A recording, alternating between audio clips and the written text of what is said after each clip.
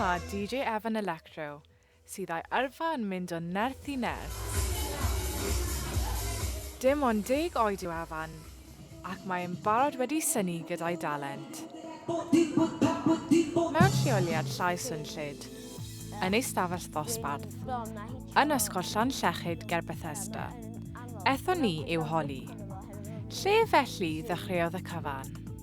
Cyn dolyg pan oedd fi'n 8 newid troi yn 8 oedd fi'n fatha mewn i marshmallow, oedd fi'n heavily influenced gan fatha lot o 90s DJs ar adeg. Ac o'r cyfnod cynnar mae ei rieni wedi bod yn falch iawn ac wedi ei gefnogi ers y gig gyntaf. Maen nhw wedi bod yn help fawr iawn, maen nhw wedi bod yn pwysio fi mlaen a maen nhw'n hebdyn nhw, dwi'n meddwl fysa fi lle fysa fi heddiw. Ac Efan wedi perfformio sawl set i'r ysgol, mae'n troi ei lygon nesaf at Oel Anferth Glastonbury.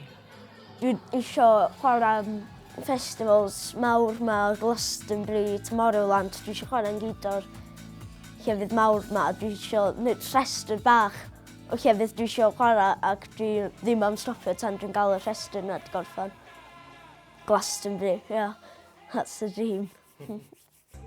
Mae hefyd yn paratoi at raglen radio ei hun.